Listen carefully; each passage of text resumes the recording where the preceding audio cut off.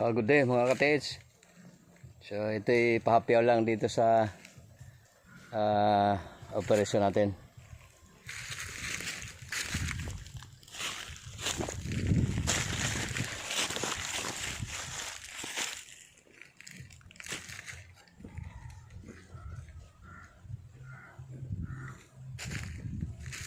Ito yung hayop na parang nakadapa dito. So nagtisdig tayo sa tigiliran. So nakikita ko na parang negative na eh. Very natural yung lupa. So meron kasi siyang ano dito. Ayan o. Yung parang hard na hole. As may dot. Saka yung dalawang dot dito na magkasunod yan. So nagduda lang ako. Ito may okay na rin kami dito sa puwitan. May tisdig na rin ako dyan. Pero very negative din yung formation ng layer ng lupa. Kaya tinigil ko na. Ayan, tatabunan natin ulit yan. So meron tayong binalikan dito.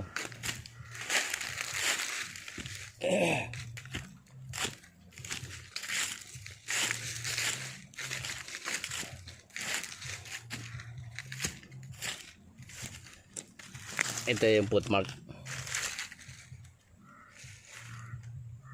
na merong dot dyan. So doon ang direksyon natin.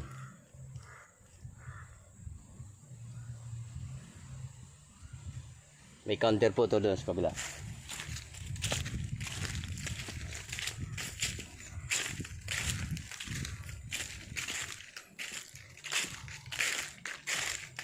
So ito yung counter nya.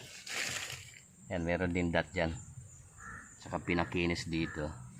Saka yung batong ito cutted. Tapos gumawa ng palikpik dito.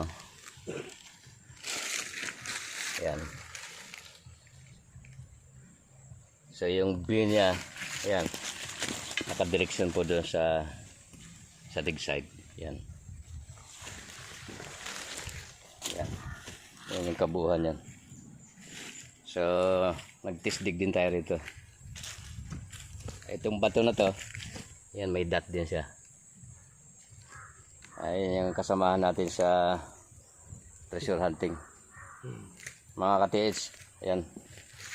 Diyan sa mga grupo natin dyan sa Mindanao, ingat-ingat lang sa ating operasyon dyan. So kaya lang ako na intriga dito sa tisdig namin ito. Dahil dito dalawang pares ito na ano, mag-comment kayo dito mga ka-TH. Yan oh, magkahiwala yan doon sa ano, sa underground. Oh, magkatugma po yan. Yan. Pero magkahiwalay po yan doon. Magkalayo sila ng level. Ganon din po itong isa. Yan. Diyan din natin nakuha sa dig site natin yan. Doon sa analyze, imposible naman na kalikasan ang gumawa niyan. Tsaka broken stone, oh, binasag. Tapos yan, magkadugtong. So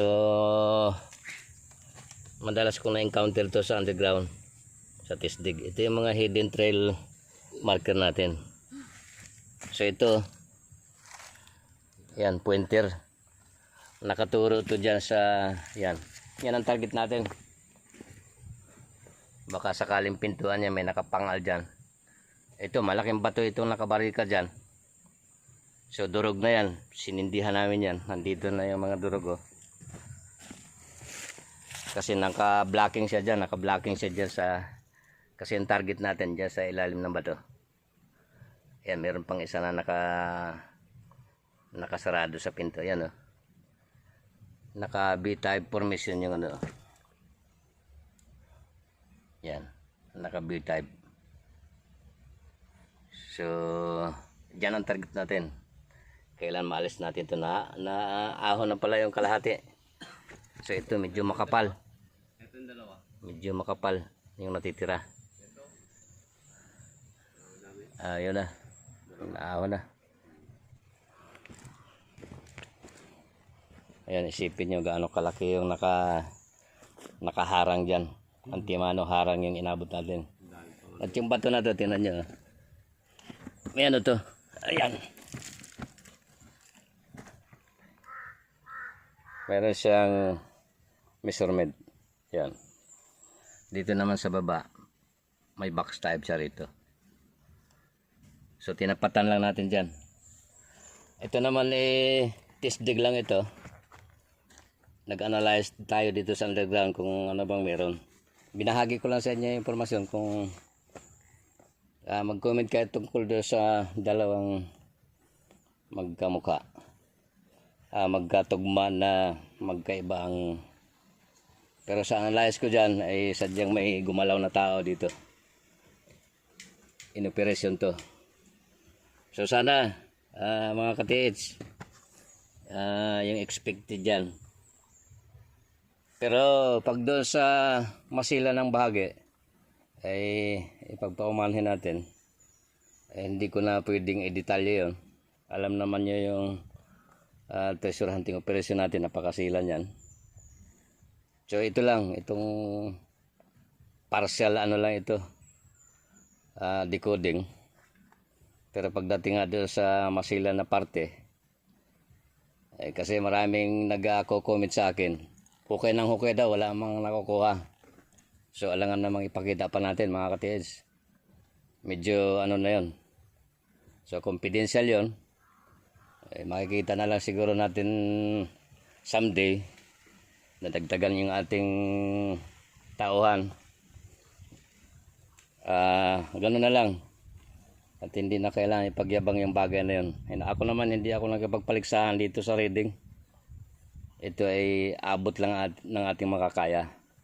Yung pinagkalob sa atin ng Diyos na talent, ginamit lang natin. So yan lang mga ka-TH. Maraming salamat sa atin at God bless sa ating lahat. Ingat din kayo sa inyong operasyon dyan sa part ng Mindanao.